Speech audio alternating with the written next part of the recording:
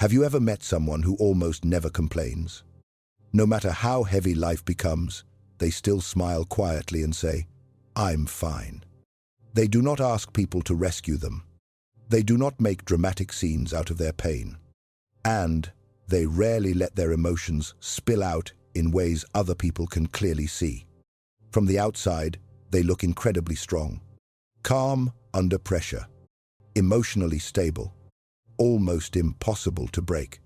But here is the part most people never stop to consider.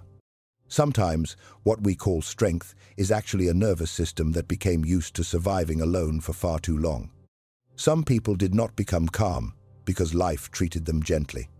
They became calm because at some point their brain learned that expressing fear, sadness, or vulnerability was unsafe. So instead of reacting outwardly, they adapted inwardly. They learned to carry pain quietly. And after years of doing this, the silence starts looking like resilience. But it is not what you think. Psychology and neuroscience show that prolonged stress and repeated emotional hardship can literally reshape the brain itself. The amygdala becomes hyper-alert. The nervous system starts scanning constantly for danger. Survival mode slowly replaces emotional safety.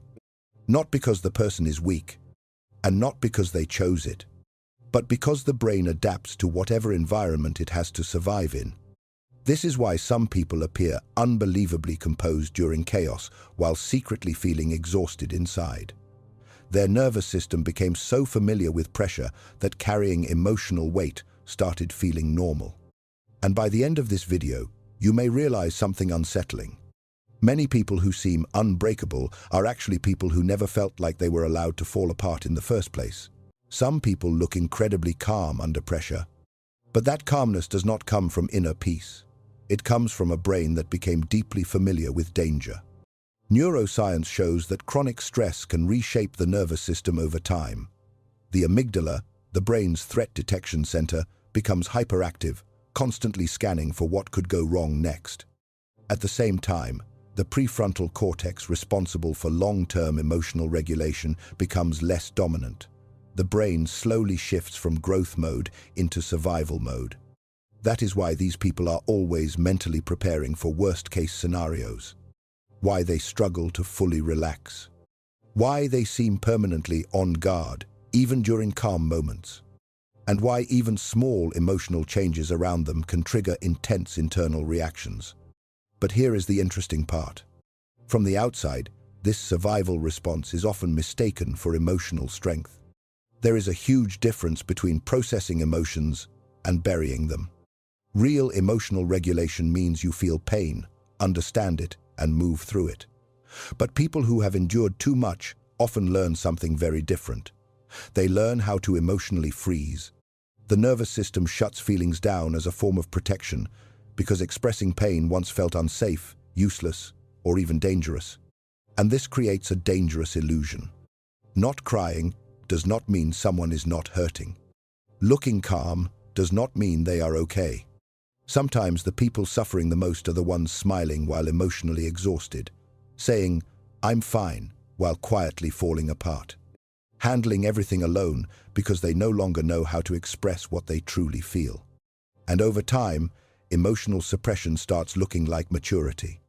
Which is why the people who seem the most emotionally stable are sometimes the ones who are actually the most emotionally depleted. When a person repeatedly needs help but learns that help will not come, the brain starts treating dependence as dangerous. This is how certain attachment patterns are formed.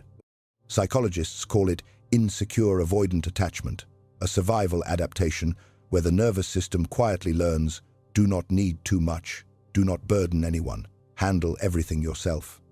Over time, self-reliance stops being a skill and becomes emotional armor.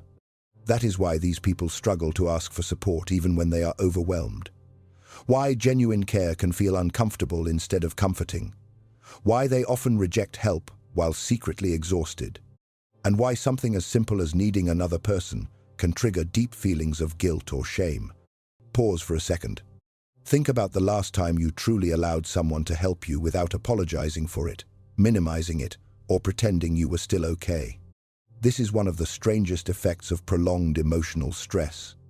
When the nervous system spends years flooded with cortisol and adrenaline, high stress stops feeling abnormal. The body adapts to chaos so completely that calmness itself begins to feel unfamiliar.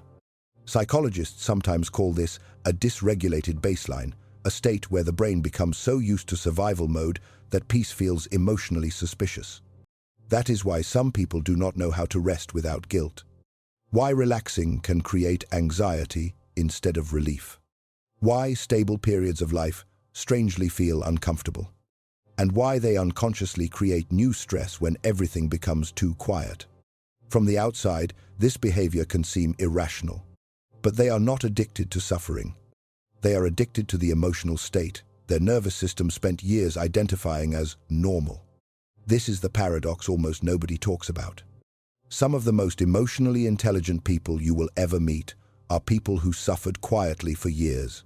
Sustained hardship often creates a deeper understanding of human pain.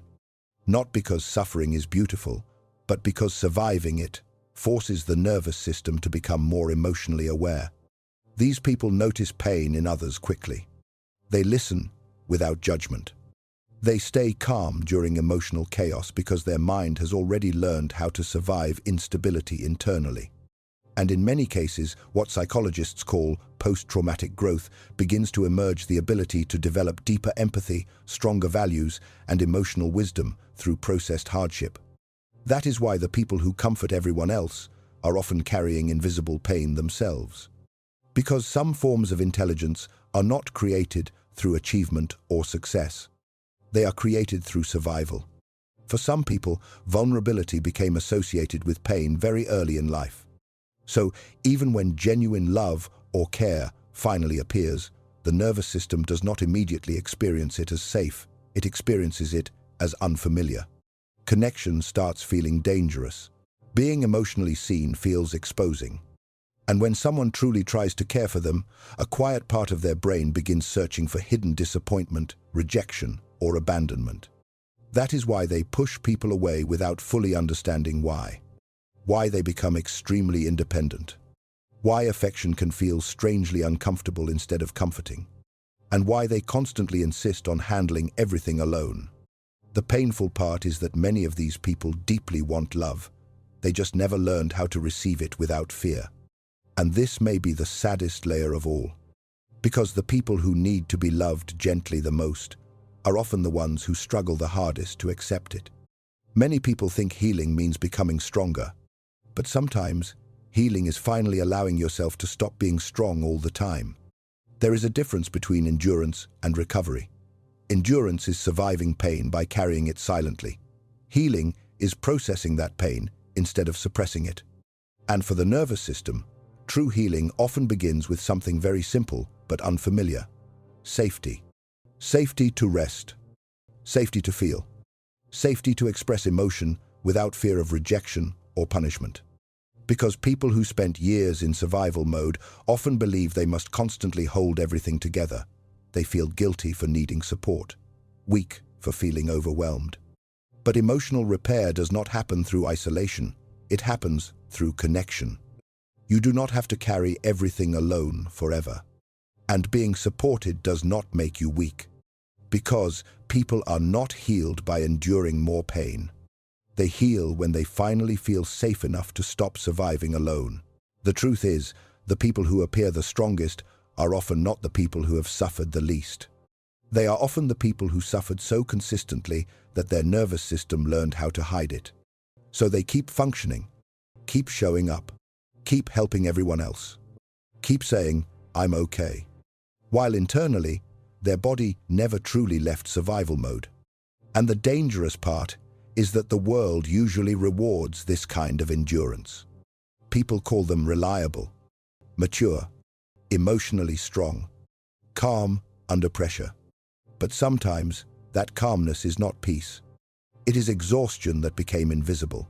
Because many of these people never felt safe enough to fall apart in front of anyone.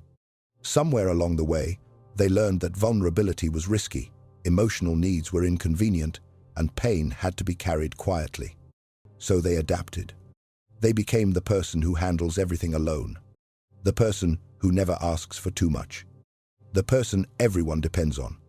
But surviving is not the same thing as healing. Healing is not learning how to tolerate more pressure.